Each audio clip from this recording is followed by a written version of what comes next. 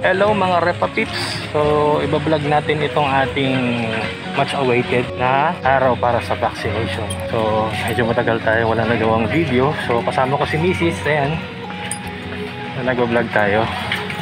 Nakaschedule tayo for vaccination ngayong August 12 ito sa may Ateneo de Manila, Quezon City. And well, it's ECQ, so medyo konti yung tao, which is much better kasi hindi siya crowded.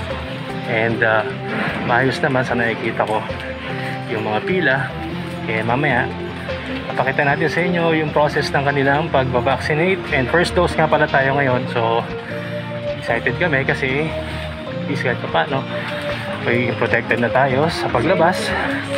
And tayo lang naman ang pwede lumabas kasi apor ako, so mas kailangan ko yung vaccine na to para protektado rin yung ating family every time na lumalabas tayo ng bahay. So samahan nyo ako guys, kami dalawa ni Mrs. Maya lang, at pipila muna tayo, kukuha tayo ng information sa mga guard dito tungkol sa process ng kanilang vaccination. Balik tayo sa inyo mamaya.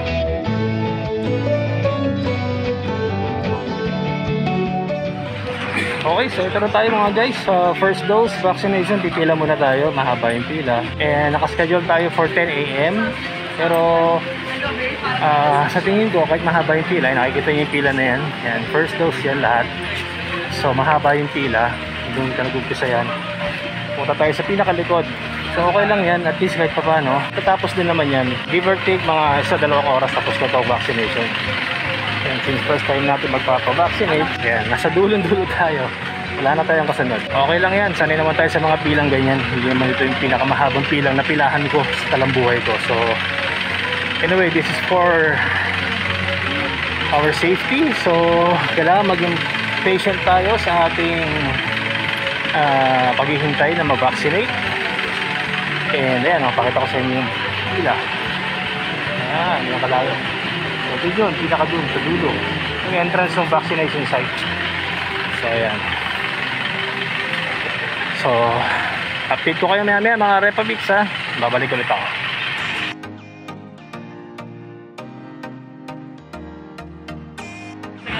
Okay mga Repa Pips, so time check tayo ngayon dito sa pila natin sa Ateneo. And around 10 o'clock na ng umaga. Yung schedule natin na 10 o'clock, tingnan natin kung gaano katagal aabutin yung ating vaccination na first dose. So ayan, mahaba na yung pila. Hindi na ako yung dulo ngayon. Yan ako. Mahaba na siya. So ayan, marami pa rin tumupuntang tao. And kahit na 10 o'clock yung schedule na oras, medyo nakapila pa rin tayo. Wala pa tayo sa kalahati ng pila. Antay lang tayo dito, tawagin tayo pag umusad na yung pila natin. And tungkol sa vaccination mga Repa Pips, medyo skeptic ako noong una kasi nga sa mga nababasa ko, nababalitaan ko sa news, ganyan. So medyo parang alanganin din ako magpa-vaccine. Pero well, kung iisipin mo, kung ikaw lang aasahan sa pamilya na lumalabas ng bahay para bumili ng mga kailangan ninyo sa pang-araw-araw, so kahit papano, hindi sapat yung alcohol lang at yung social distancing kung wala kang vaccine, kasi yun ang panlaban mo sa virus. At lalo na ngayon, meron tayong bagong virus, yung Delta variant. Pagkakasakit ka pa rin naman, but the thing is, hindi ka magiging malala, hindi ka ma-hospital, hindi ka, alam yun na, mamamatay pag may vaccine ka. Iba na yung meron kang protection somehow para malabanan mo yung sakit. And yan, yung ginagawa natin. Kaya nagbago yung isip ko at na-convince ako na magpa-vaccine na rin for the safety of me and my family and sa mga tao sa paligid ko, na alam mo yun, para peace of mind na rin, para hindi ako nag-iisip o nag-aalala sa mga kasama ko sa bahay. So kung di pa kayo nagpapavaccine mga Repa Pips, I suggest magpavaccine na rin kayo. Malaking tulong din yung vaccine na to kasi pag lahat tayo na vaccine na, so most probably yung virus na kumakalat at anong variant pa yan, hindi na siya masyado mag-spread out at hindi na siya makaka-affect sa mga ibang tao, lalo na pag vaccinated ka kasi may panlaban ng immune system mo. So at least kahit pa paano, unti-unti na tayong somehow bumalik sa dati. Hindi na mostly magkakasakit ng tao na takot lumabas at takot makipag-mingle. So somehow maramdaman na natin yung changes kung lahat tayo magpapavaccine. And yun ang aking ano dyan, Yun ang aking take dyan sa vaccination na to. Kung nag-aalangan kayo magpa-vaccinate, well, I suggest na gawin nyo para sa sarili nyo at saka sa mga tao sa paligid ninyo at sa mga kasama sa bahay. So, nag-aantay pa rin tayo ng pila natin dito sa first dose. So, wala pa. Medyo okay lang. We have all the time in the world para pumila dito. Anyway, nasa bahay lang naman tayo. So, yun na rin yung chance para maarawan, mahanginan tayo ng konti. Hindi yung puro nasa aircon lang tayo. Yan. So, exercise ng konti. Saka mahalaga rin pala mga Republics, hindi lang vaccination yung kailangan ninyong isipin. Habang nasa bahay kayo, naka-ECQ, wala kayong ginagawa, mag-exercise kayo, mag-workout kayo. Palakasin ninyo yung mga immune system ninyo, and then kumain kayo ng healthy food. Since ngayon meron tayong pandemic nga, so lahat ng mga bagay na ginagawa natin is nasa bahay na lang tayo. So lahat tayo medyo wala tayong exercise. So yun, tulungan yung katawan niyo na tulungan natin yung vaccine para gumana siya ng maayos with the help of a workout, exercise, and eat healthy food. Yan, huwag yung mga puro chichirya, huwag yung puro mga mamantika. Kasi alam ko ngayon maraming tao ang gusto nila magpa-take out na ng pagkain, kumain ng mga pagkain na galing sa mga fast food. Yan. So iwasan din natin yun kasi kung hindi man tayo tamaan ng COVID, may mga ibang sakit na pwede nating ma-obtain since sa bahay lang tayo at wala tayong ibang pinagkakabalahan. So yan, iwas tayo sa ibang sakit para hindi rin tayo maging vulnerable. Kasi pag humina ang immune system mo, humina ang katawan mo, well, kahit anong vaccine pa ang bigay sa'yo, kung talaga mahina ang katawan mo, makita yung result ng vaccine. So antayin muna natin to, matagal pa to.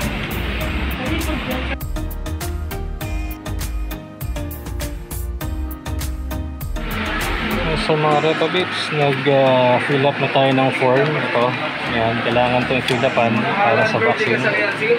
And then nakapila ngayon tayo dito, papasok na tayo dun sa mismong area, yung area ng vaccination. So kailangan fill upan ito for the information dun sa vaccine, and then yung valid ID. And then pipila ulit kami para ma-verify at makita nila yung application form namin na okay lahat, and then papasok na kami sa loob, and then try lang natin dun mamaya kung makapag-vlog tayo. So okay naman, after 1 hour na pumila tayo doon kanina, dito na tayo sa pinaka second part nung sa vaccination natin. So mabilis naman at saka organized, maganda yung nila, yung proseso nila rito kasi pinaghiwalay nila yung first dose at saka second dose. Kaya hindi magulo yung linya. So, alam mo kung saan ka pipila, alam mo kung saan ka pupunta, pinag-a-assist naman sa kanila. And bawal nga pala mga walk-in ngayon mga Republics. So hindi pwedeng walk-in, kailangan meron kang appointment. So para doon sa mga gustong magpa-vaccine at magkaroon kayo ng slot, kung taga-QC kayo, punta kayo sa Quezon City website. Meron silang website doon para sa vaccination. So kailangan mag-fill up kayo ng form and lahat ng information doon para makategorize kayo kung alin kayo doon, kung A4 or frontliner kayo o naman.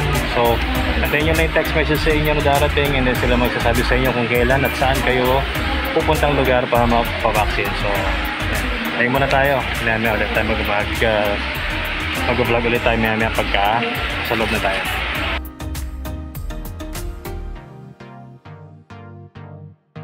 Yes, so mga Republics, tapos na tayo magpa-evaluate ng ating papers dito ngayon. So doon sa first, second, third ito dito sa kabila yan. So may doktor lang naman na nag-check ng mga information kung nabakunahan tayo lately ng kahit anumang vaccine, maliban sa mga pang COVID nangyari, mga pang dengue, mga pang flu or anything sa medication. Eh yun, binerify din, chinek din ng doktor kung meron daw tayong mga recent na mga medication na tinatanggap or like maintenance, kung high blood tayo or meron tayong ininom na gamot or na-expose tayo sa COVID or na-hospitalize tayo within the last 2 weeks. So yun lang naman ang mga basic questions regarding sa paper na to. So after ito na tayo sa last part na to, yung vaccination. Ito na, yan na, vaccination na yan. So yan, and nakapila ngayon tayo dito. So yun lang, binablog lang natin. So Sinovac nga pala yung binigay sa atin na vaccine. So ayan. So papakita ko sa inyo yung process natin ng pagpavaksin natin. Ayan. So baka hindi ko na anuhin tong video natin, hindi ko na putulin para magpavaksin na tayo. Ito. So ayan. Morning po.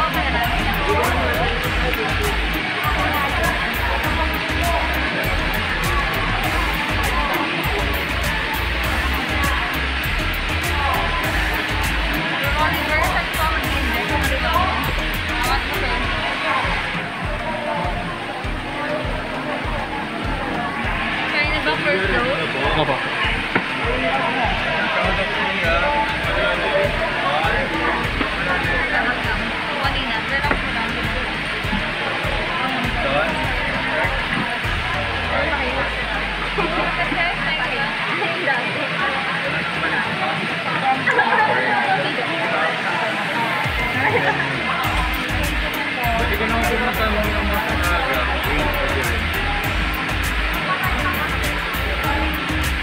Bine-vlog ko lang po, wala po.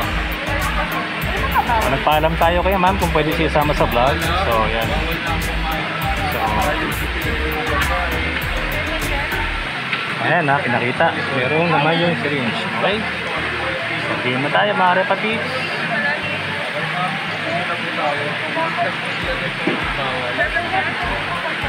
Okay, thank you po. So yan mga repatives, vaccinated tayo ng first dose ng Sinovac. Yan, so sa mga gusto magpa-vaccine dyan, magpa-vaccine na kayo. Hindi magiging problema yung proseso ng vaccination. Para sa inyo rin yan, para sa mga mahal nyo sa buhay. Kung anong vaccine man yan, walang problema dyan. Basta safety is our main concern para mawala na rin ng COVID. Okay, so yan, maraming salamat kay ate na nagpa-vaccine sa atin. Ito na yung ate card. September 9 po, second dose na. Okay, September 9. Punta na kayo dito. Okay, thank you so much. So ayan, meron na tayong second dose. And si Mrs. we're vaccinated. Ayan. So ayan mga repapits. So nandito tayo sa pinakalas. Kala ko last na yung kanina. So hindi pa pala. So after natin na-vaccinate, ayan na. Okay, QC. Maraming salamat po sa vaccination. And etong stage na ito mga repapits, so papakita ko lang ng konti. Ayan. So nandito kami sa isang area ngayon na nandito lahat ng mga naka-receive ng vaccine. Ayan, yung services. Sa mga naka-receive ng vaccine, kailangan nyo at least after the vaccination, mag-stay kayo dito for 30 minutes for titignan kung ano yung medyo may pagbabago ba sa pakiramdam ninyo, kung meron bang something na nararamdaman kayo nakakaiba. So may a-address agad nila yon, malalaman nila if you're fitted dun sa vaccination na binigay sa'yo or hindi. So yan, medyo yun yung kinagandahan dito kasi hindi ka nila basta-basta pauwiin. So for as long as you're still on the premises, so kailangan nilang i-monitor yan. I-monitor nila yung progress tungkol dun sa vaccine na binigay sa'yo. So I think meron silang speak na gagawin dito, sasabihin, makinig tayo sandali Reminder lang, for those first doses of Sinovac. When's your scheduled second dose? September 9. 9. Diba? So please take a look at the back of your vaccination card. Okay, reminder. On the injection site, you may feel redness, soreness, swelling, heaviness on the injected arm. So please just apply cold compress. For severe reaction like difficulty of breathing, chest pain, urticaria or hydration over the body, vomiting, convulsions, call the hotline 122 or bring your vaccination card to the emergency room. Okay? Huwag mo nang uminom, bawal, for me 2 weeks until after the first dose so that your body can recover para hindi bumagsak ang immune system mo, para you can produce more antibodies. Okay? You can continue your maintenance medication. You can take a bath right after this. You can eat anything except those that are prohibited or restricted sa sarili ninyo. Okay? And always wear your mask, face shield, physical distancing, avoid gatherings, especially now. We have 12,000 cases. It's rising pa. Okay? And please, if ever you have to go out, well-ventilated spaces. Pero mas maganda, huwag na kayo lumabas. Lalo na mga millennials. Okay? For those caring sa mga millennials, avoid going out unnecessarily. Okay? And avoid inviting people or accepting people sa households niyo na hindi part ng household. Okay? Any more questions? Please take care of your card. Don't laminate it. Just take a picture para may photocopy kayo sa cellphone niyo. Kasi if you lose your card, there are requirements. It's tedious. You need a letter of request, proof of vaccination, photocopy of any valid ID, and an affidavit of lost pack. Right? Papanotaryo ka pa. Tapos, you have to go to the 11th floor sa Quezon City Mall. So, take care of your card, laganin nyo, put it in a ziplock. You can take a picture of it, or you can photocopy it. So yun nga mga Repa-Peeps, dito tayo sa area na to. Ang tawag pala na dito is post-vaccine monitoring area. So yan, habang nag-aantay ka kung meron man reaction yung vaccine sa'yo, eh bibigyan ka nila ng lecture tungkol dun sa iyong vaccination card na dapat tagong mabuti, huwag mong sisirain, huwag mong iwawala kasi mabigat mahirap yung proseso ng pagkadaan mo once na mawala mo yung vaccination card mo. So yan, huwag daw i-laminate, itatago mo lang. So yan. So nantay lang natin ibalik yung ating vaccination card para tayo ay na rin. And then papapicture tayo doon. Merong ano doon sa area na pwede kang magpa-picture ng vaccination sa Quezon City. So yan. Ito na natin yung ating card. Ito na tayo mga Repa-Peeps. Last na to. Mapapapicture na lang tayo, which is traditional to sa mga nagpapavaccine. So kailangan natin gawin yan si Mrs. So, ito yung area kung saan ka mag-picture yan. Para ka na anong tawag doon sa ganyan mga party? Photo booth? Photo booth. Pero walang physical photo booth. Background lang. So, ikaw nang bahala sa sarili mo mag-selfie ka. Proof na rin yan na na-vaccinate ka. So, yan. Ito yung card. Yan mga Repa-Peeps yung card. Importante yung card. Huwag yung mawawalain. Sabi nga doon sa loob, kung narinig niyo yung talk, i-xerox copy nyo and then ikunan nyo ng picture para meron kayong evidence kasi pag nawala ninyo tong card na to, hindi nyo makukuha yung second dose, mahirap yung pagdadaanan ninyong proseso para makakuha ulit ng ganitong card or makakuha kayo ng vaccine. So ingatan ninyo yung card na ganito. So pwede kayong bumili ng case. May nagbebenta ngayon nung lalagyan nito na plastic cover nito na hindi siya laminated. So yun na lang para hindi siya masira kasi totally talaga karton lang siya. So yeah. Mapapapicture lang tayo and then after that muna na tayo sa sasakyan kung meron pa mga didiscuss na iba pa tungkol dito sa vaccination natin. So tayo na lang yung ating vlog. Okay, tutuloy na natin yung vlog mamaya. So yan mga Repa-Peeps, tapos na tayo, nakalabas na tayo ng Ateneo and nandito na lang tayo sa Katipunan. Sama ko sa Mrs. Hi! Yan, vaccinated na tayo mga Repa-Peeps. So, ang sarap ng feeling kasi alam mo protektado ka, so hindi ka na maaalangan at mas lalo lalakas ang loob mo. So, it helps to boost your immune system kung alam mong meron kang panlaban sa sakit. Psychological yan. So, yun yung magandang benefit na isa sa mga magandang aspect na nagpapabakuna ka is mentally nagkakaroon ka ng peace of mind and then yung katawan mo gumaganda ang pakiramdam.